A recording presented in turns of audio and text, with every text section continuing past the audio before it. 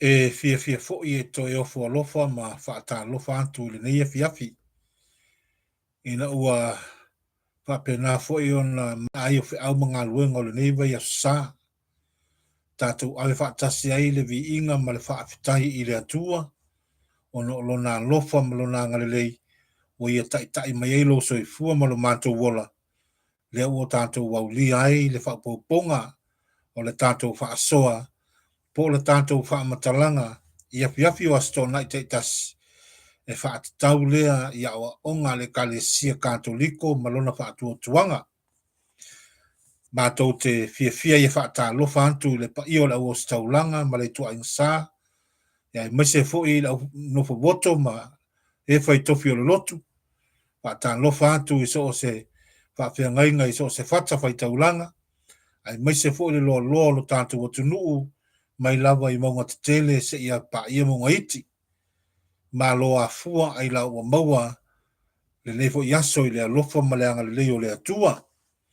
Ia a o le tātou whaasoa le nei pe fo na tuua mai le lava yaso.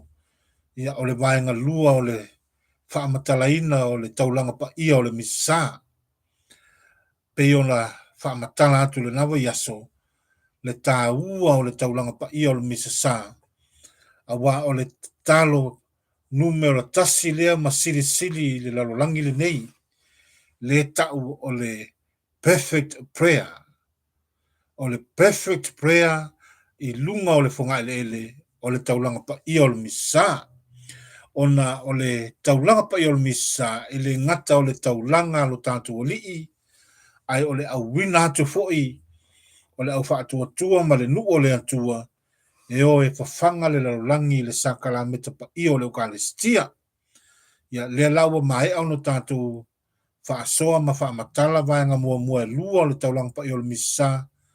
O le vaenga mua o le tāpenga penanga po le penitential right. O le vaenga lona lua. O le talusuanga i le upu. The liturgy of the word.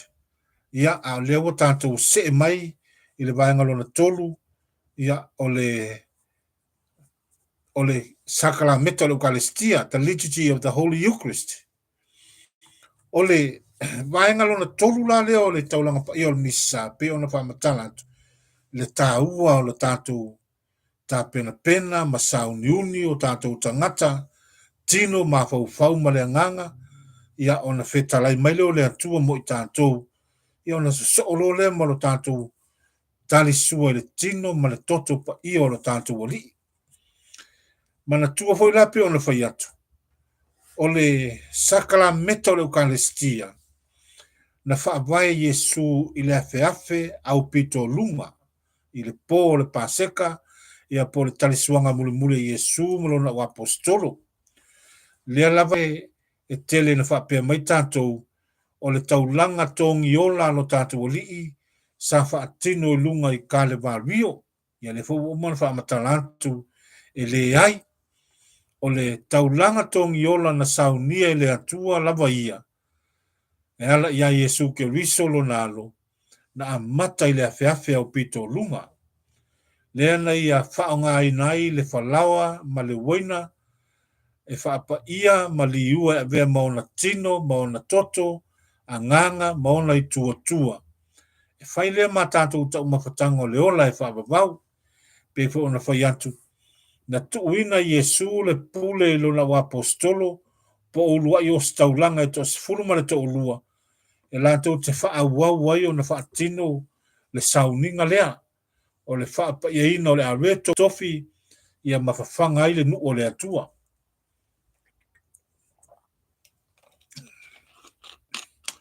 O le atawa ia la o le taulanga pa ia o le MISASA. Le tātou te maua le evangelia Luka mta au luasful ma le wha. I le tala i le malanga i e mau. O le tasire na ba ainga manino a e ala i le tala le malanga i e mau. O le atawa ia po le wha ilo na o le taulanga pa ia o le MISASA. Ina ua papena ona ona whaatino sawanga ma ua maliu Yesu. Ia ona faifo leo lau so lea, e toi fo ilo la ainga.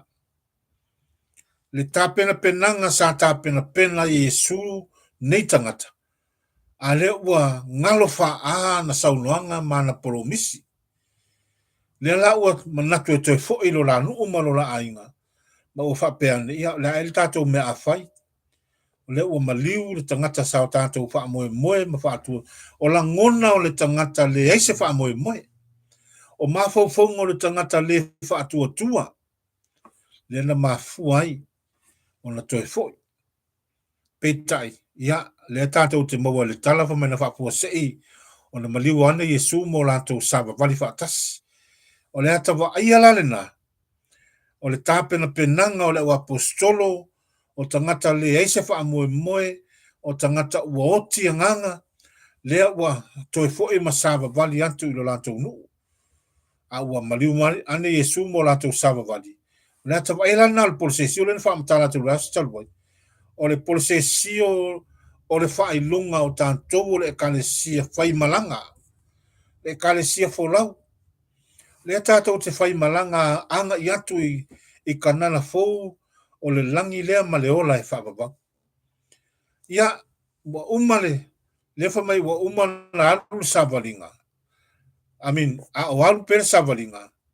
Ia, o lea watu whesiri atu Yesu la wari ia po la hali me o tupu, la me o matafa anoa noai, mana tuarelei. A tātou wōre taulanga pa iol misa, e tātou te oi mo moli i le whatawhai taulanga, o tātou waiwainga, o tātou wha anoa noanga, le ala le nāi le o toi wha atāhua ai le kālesia, le se furuai. A wāwha o le se furuai, o le mele pa tino lava i le nu o le atua isa Rael.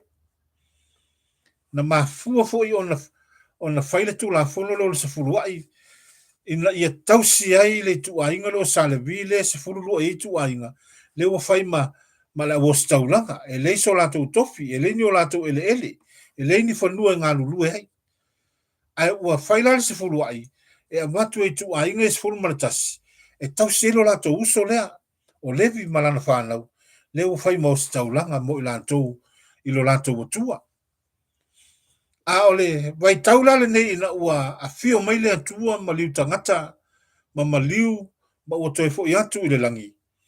E leo toi whaatawa ina le melo se fuluai.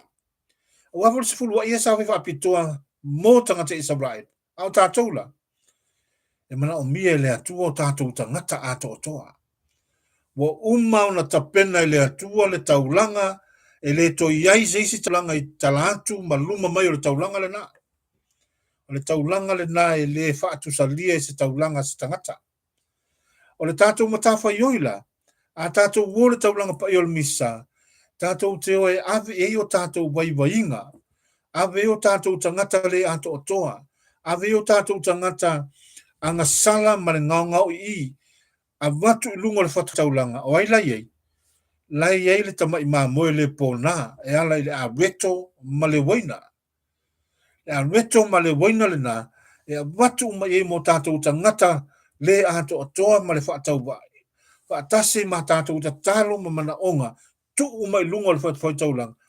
Ona, mo moli lo le o staulanga i le atua le tama, e ala atu le tama i mā moe lea. Le tama i mā moe le pōna. Pa i tātou le matangofie. E le ngatalai a tātou taulanga ia o tātou waiwainga, o tātou wangasala, o tātou tangata ato o toa. Ai whapea foi. Ona, mo moli atu iai, mai lātou e leo au wai le taulanga pa i o le misa. Mo moli atu iai o tātou a inga o maliliu. O ha uma mea tātou te mana na o mo moli le misa. E awe uma le taimi lea. Ia whaatasi lo lelo tātou au wai ma le osi taulanga o lo o social misa. Mo tātou hui tangata o tātou osi taulanga. Tātou te mo moli whaatasi i le atua a tātou taulanga. Ina ia sila mai le atua e ala ilo na alo lea. Le tama i mā moele le pōna. Matalia hei tātou mā tātou whai ngā taulanga. O le a reto lama le waina. O le whalawa le whaafeteina. Lea sa whaongai le pāseka i aiko pito. lea na polo e le atua ia mose ma arona ma le nuu le atua. E whaau ale paseka lea. E na ua fio mai le atua, ma ua ia toi whaafo wina. Ua ia toi whaafo wina le paseka lava le tasi. E whaau ngā ai le whalawa ma le waina. E a vea ma ona tino, ma ona toto. E ma moli atua i le taulanga i le atua. Ina e mawhai o na sila mai le atua ma wha ma ngalo i tātou. Ai mesela, o lo tātou tali sua i lona tino, ma lona toto, a nganga, ma lona i tua. Le fe tala ia Yesu, i le vengalia Ioane ma ta upo e ono, o a unei o le a reto ola na luifo mai le langi. O se ai le nei a reto, e ola ia e whaavavau. Ma Yesu, ai o le a reto te avatu i ate o tou, o lo tino lea. A wā o lo tino o le mea imoni, o lo toto o le mea inu moni lea. O se ai lo tino ma inu lo toto.